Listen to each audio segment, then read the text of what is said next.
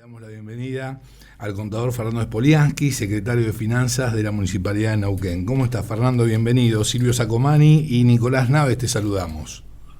¿Qué tal, Silvio, Nicolás? Buenas tardes para ustedes y la audiencia. Muy bien, gracias. Bueno, muchas gracias por atendernos, Fernando. Bueno, a ver, la Argentina se encuentra en una encerrona, ¿sí? A ver, que data de hace mucho tiempo, pero vamos a hablar del presente y quiero que nos ilumines al respecto. Si la base monetaria es importante, ¿sí? Es relevante, sí. Vos tenés que la mayoría de los ciudadanos, empresas van al dólar, ¿ok? Correcto. Si bien el Banco Central no intervino para disminuir precisamente el costo de la moneda norteamericana, vendiendo dólares, intervino con la venta de dólar futuro y a su vez aumentó las tasas de interés. Exacto. ¿Sí? Ahora bien, si vos aumentás las tasas de interés, esto es directamente proporcional. De algún modo se le hace prohibitivo, no solamente al ciudadano de a pie, sino que a las empresas, a las pymes, en fin, tomar créditos.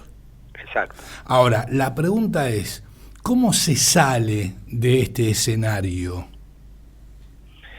Bueno, a ver, has dado una clase de macroeconomía, Silvio, muy bien. No, por favor. A ver, primero que nada hay que definir la base monetaria. La base monetaria es el dinero circulante más depósitos en cuentas a la vista. Eso es M1 y M2, así se llama. Después tenemos hasta M4 dependiendo del grado de liquidez del dinero.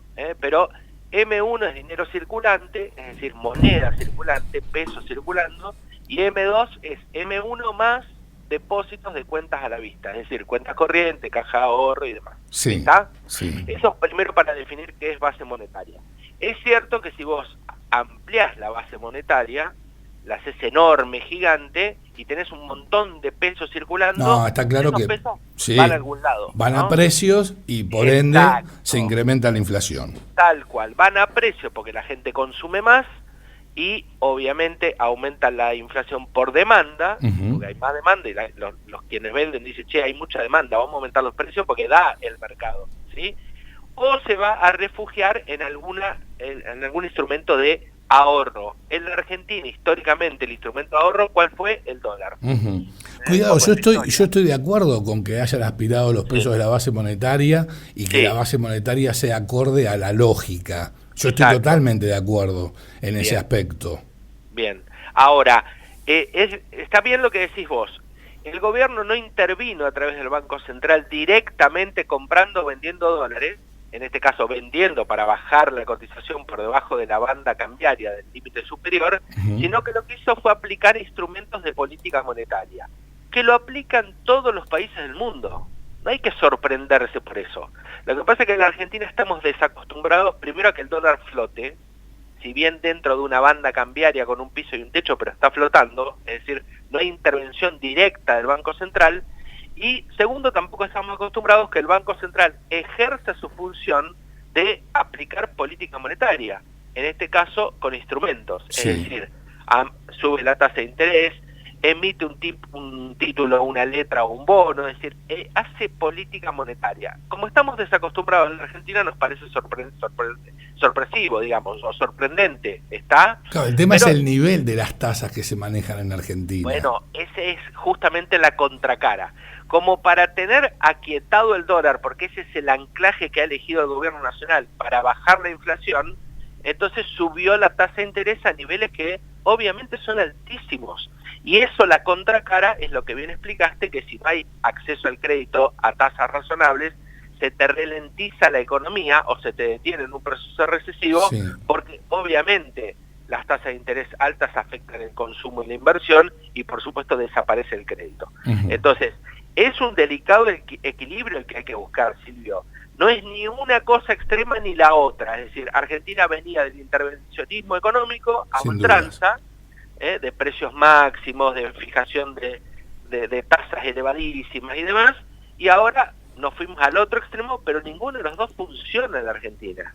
Entonces hay que buscar el equilibrio que nos lleve a ser un país que tiene crecimiento económico, pero estabilidad a su vez. ¿Está? Sí, clarísimo. Eso todavía no lo encontramos. Ujú. Estamos en esa búsqueda, pero todavía no lo encontramos. Entonces, obviamente, cuando el gobierno libera todo y dice, bueno, listo, vamos a ir a este esquema fiscal, monetario, cambiario, bueno, empieza a hacer ruido por todos lados. Ujú, ujú. Y entonces echa para atrás enseguida, ¿viste? Recoge la tasa enseguida y dice, no, che, vamos a llevar la tasa de interés porque el dólar se nos está yendo un poco más arriba. Vamos a, viste que recuperaron unas LEFI, que son unas LEFI. Bueno, sí, ahí comenzó todo el desbarajuste. Que fue un error. Claro que fue un error, sí. Se apuraron a hacerlo y en la magnitud que lo hicieron, obviamente ampliaron la base monetaria, había pesos circulando a patadas. 10 billones con B larga, 10 billones de pesos. Bueno, pero ese fue un error que cometen. Sí, entonces, sí. ese error cuesta caro, el dólar pegó un salto del 13-14% y ahora está haciendo una pequeña corrección con los 2.000 millones de dólares que llegaron del fondo. Exactamente. Ahora, si vos no das señales claras al mercado y no das certidumbre y certeza, obviamente te van a aparecer estos cimbronazos en la economía. Fue un error haberlo hecho de la manera que lo hicieron y aparecieron obviamente los cimbronazos. Sí, por supuesto. Ahora, ¿vos estás alineado con el gobierno en que el anclaje se dé en el dólar? No, a mí me parece siendo que no. fluctúa, ¿no es cierto? Claro. No, a mí me parece que no. No. Me parece que el anclaje se tiene que dar en otro tipo de políticas más integrales. Es decir, vos tenés que tener una política... Yo creo que el logro más, ¿cómo decirlo?, más claro que tiene el gobierno ha sido la política fiscal. Sí. Con todo lo que uno puede decir de los ajustes brutales y por supuesto, ¿no? Pero digo, ha logrado tener una política fiscal por lo menos clara. ¿Cuál es? La de decir, mira, yo déficit no quiero más. Eso es una definición, que uno puede estar en contra o no, cómo lo lograron, puede opinar y demás, pero definieron una política fiscal. Lo que le falta definir es una política monetaria y una política cambiaria. En eso están como erráticos. Entonces, si vos no definís integralmente un modelo económico, diciendo, mira, voy a bajar los impuestos, voy a hacer esto con el sistema tributario, y con el sistema cambiario voy a hacer esto, o libero el dólar y lo libero, porque acá estamos como a media tinta, ¿viste? Sí. Dejo flotar, pero en una parte. Libero el cepo, pero solo a las personas humanas, a las físicas, a las empresas no. Entonces estamos como en media tinta, ¿viste? Y eso es complicado para la economía, porque el mercado es tremendo, es implacable. Y entonces lee todo eso, y donde se genera un pequeño ruido o una pequeña ventana, entra, pero tremendamente, y produce estos desequilibrios que se han producido en estos últimos días. No podemos escindir la economía de la política porque son dos ciencias sociales. Totalmente. Pero digo, ¿cuánto impacto? Van de la mano. Claro, exactamente. ¿Cuánto impacto tiene en el mercado o en los posibles inversores, ya sean internos o externos, lo que pueda llegar a acontecer en las legislativas de medio término? Mucho, porque miran la política, todos los inversores, todos los fondos de inversión, todas las grandes consultoras miran la política y miran los resultados. Si el gobierno no tiene un buen resultado electoral en las intermedias, obviamente la decisión de los inversores va a ser una. Y si tiene un buen resultado va a ser otra.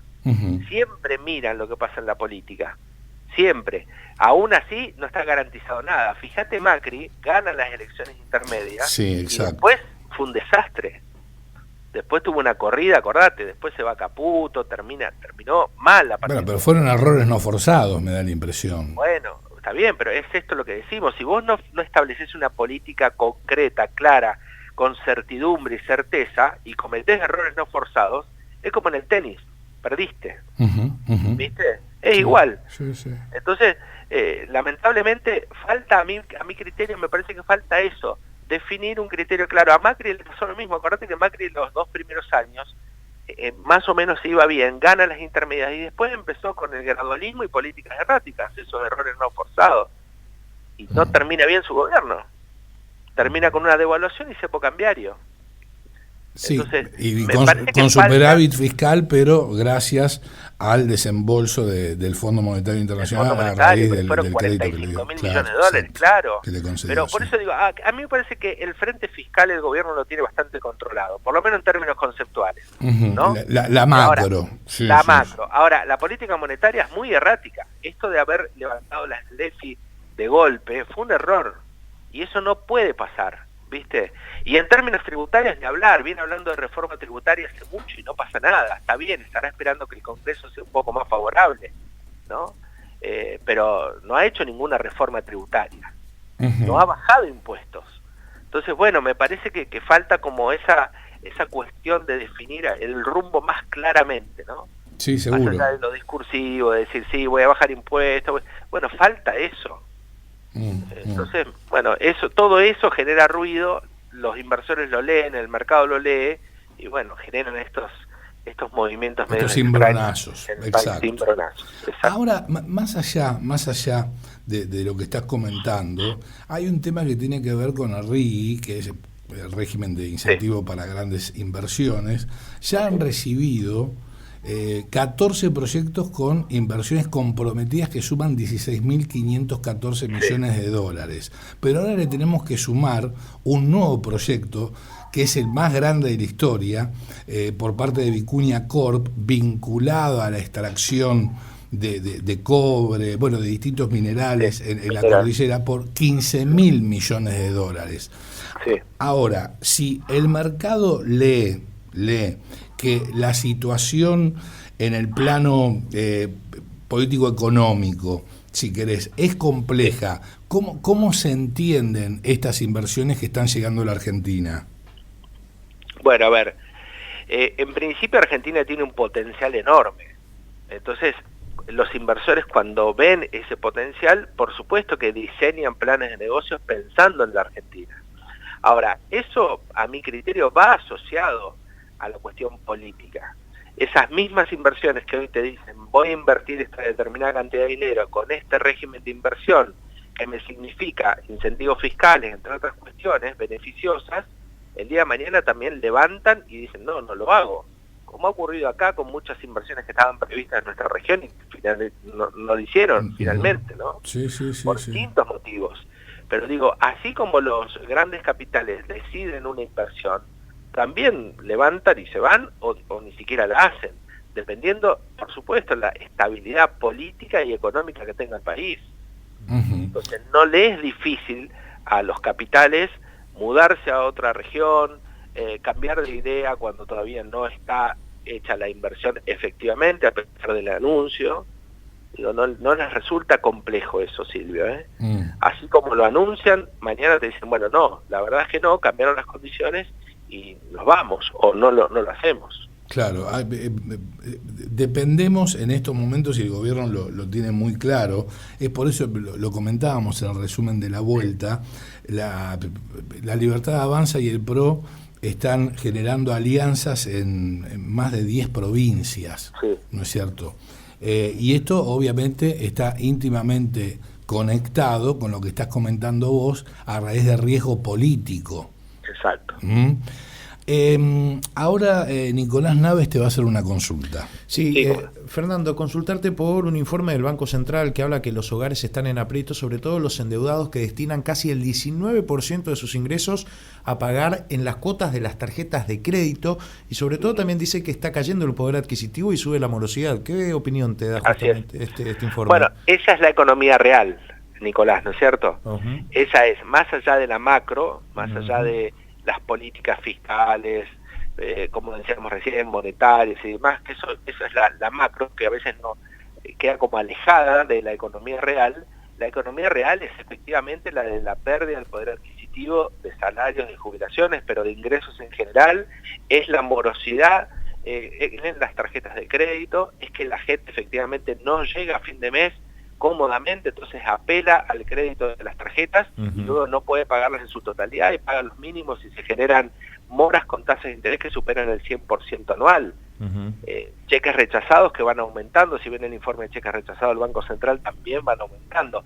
Esa es la economía real, la caída de ventas en el sector minorista, sobre todo comercial y de servicios, fundamentalmente en indumentaria y algunas otras cuestiones, pero empieza a afectar también el consumo de alimentos. Entonces, esa es la realidad de la economía argentina, ¿no? Que a veces difiere de la macro, que uno dice, bueno, está ordenada la macro, no hay déficit fiscal, pero bueno, hay que ir viendo también qué pasa con el día a día, ¿no? con la persona que levanta una persiana en un comercio, con la persona que sale a trabajar y percibe un salario, ni hablar con las jubilaciones, que por supuesto están bajísimas en sus niveles mínimos.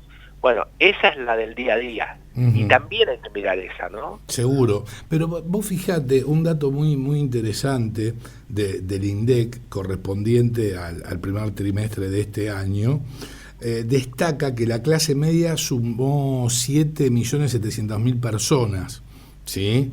Es decir, que 7.700.000 personas forman parte de la clase media, digamos, sumándolas a las que ya existía. Y por otra parte, tenés que la tasa de pobreza habría alcanzado el 31.6% también en los primeros 3 meses del año.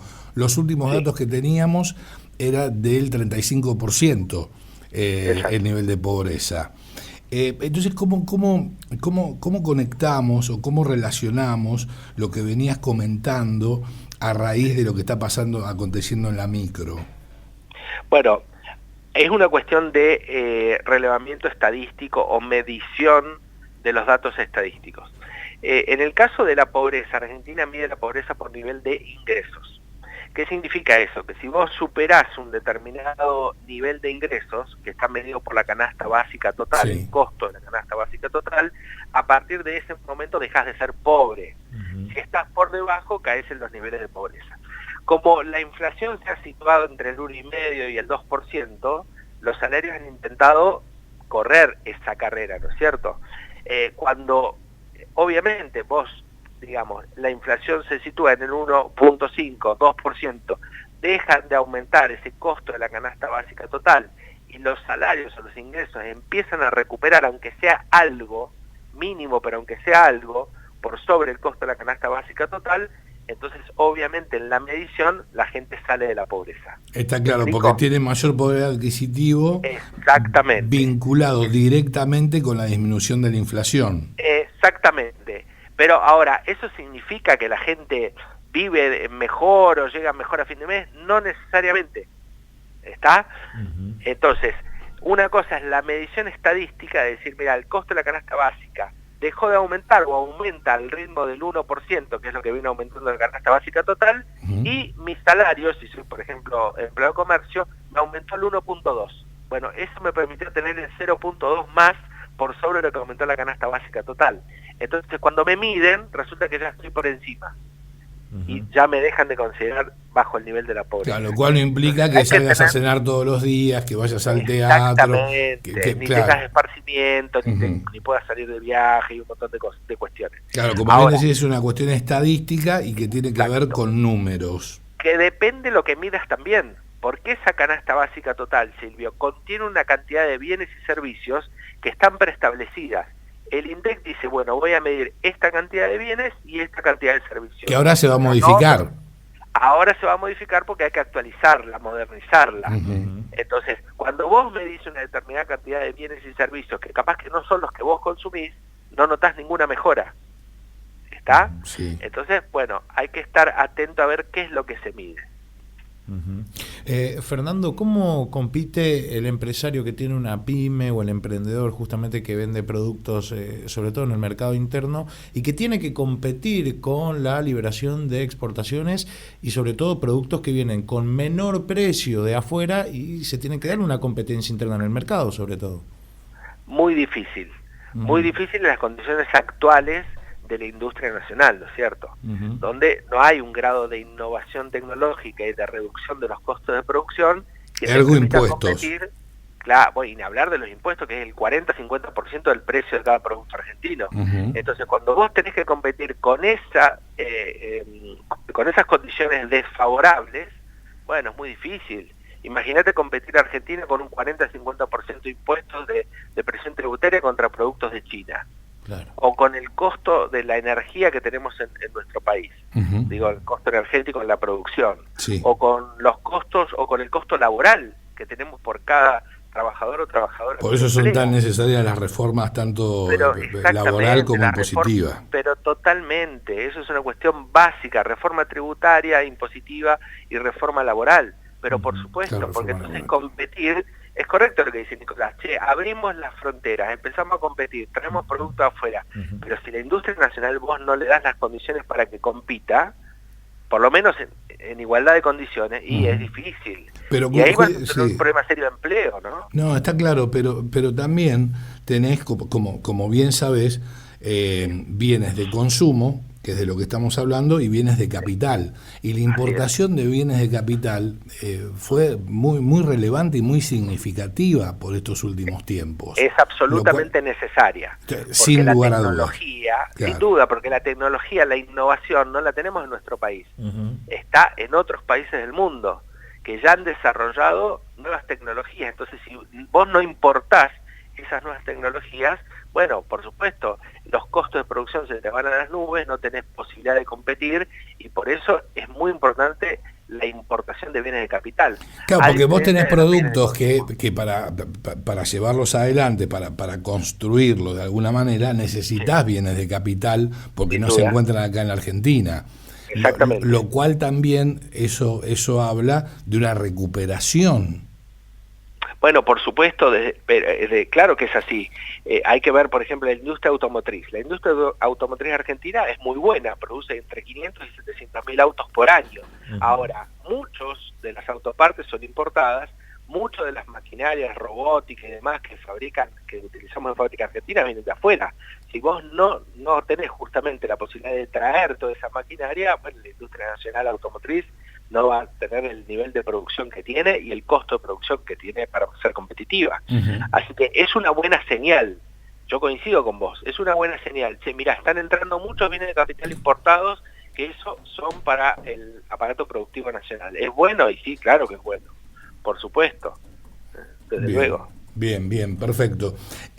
Antes de ingresar a un tema que me parece extraordinario y desde ya te voy anticipando nuestras felicitaciones, ¿sí?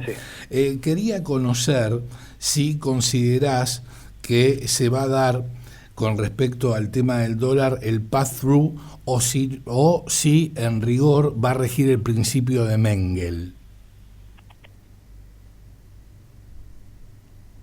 ¿Me escuchás, Fernando? ¿Me recibís bien? ¿Que tenemos un problema con la línea? A ver si un problema con la línea. Ahí. No, ahí sí te escuchamos perfecto. Ahí me sí. a una ventana. Sí. Decía que no se va a dar en la misma magnitud y proporción que en otras épocas de la Argentina. ¿Está? Esto porque la gente no va a convalidar precios que consideren... Claro, no va a convalidar, claro. Exactamente, no lo va a convalidar. Entonces, la verdad es que no veo un traslado, por lo menos en la misma magnitud.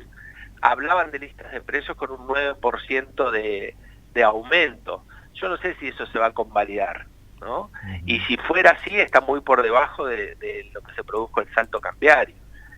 Me parece que hay que, también en ese sentido, Argentina tiene que evolucionar, ¿no? Tiene que madurar en ese sentido. No necesariamente cada incremento en el tipo de cambio se tiene que trasladar a precios de la economía local. Seguro. Porque hay un montón de bienes que no tienen absolutamente ningún insumo o materia prima importada. Entonces, ¿por qué va a jugar? Claro, exacto. Entonces, bueno, me parece que también es un aprendizaje que tenemos que hacer. Bien, Fernando, vamos a la gran noticia y, bueno, reiteramos las felicitaciones porque vas a lanzar próximamente y más precisamente en la Feria del Libro que se va a realizar en Neuquén en el mes de septiembre, si mal no recuerdo, tu primer libro llamado Economía Paso a Paso. Así es, Silvio. Bueno, te agradezco por favor. Que lo hayas nombrado. La verdad que sí, es un trabajo de muchos años.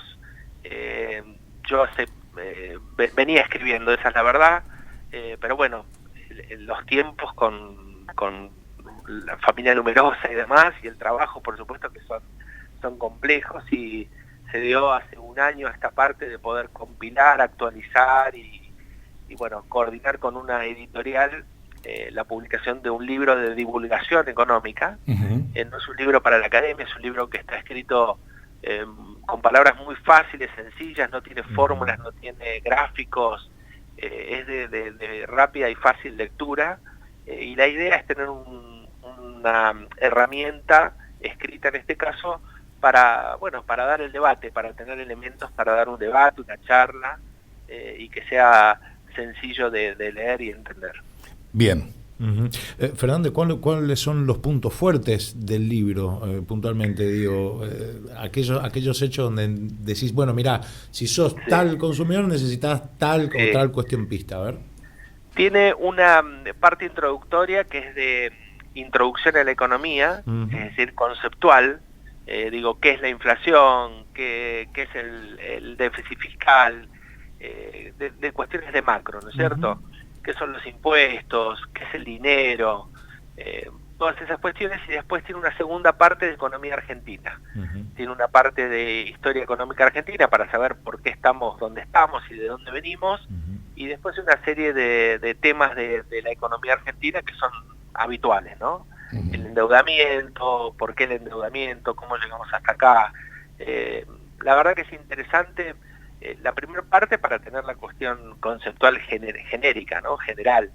Y la segunda parte para hacer un raconto de la economía argentina, que por supuesto ha sido muy interesante en estos 200 y pico de años que llevamos como república, ¿no? Como nación. Sí. Así que hay algunas cuestiones nuevas también que incorporé, que tienen que ver con la innovación, con la economía circular, economía verde, todas esas cuestiones que me parece que son las del futuro, inteligencia artificial, por supuesto.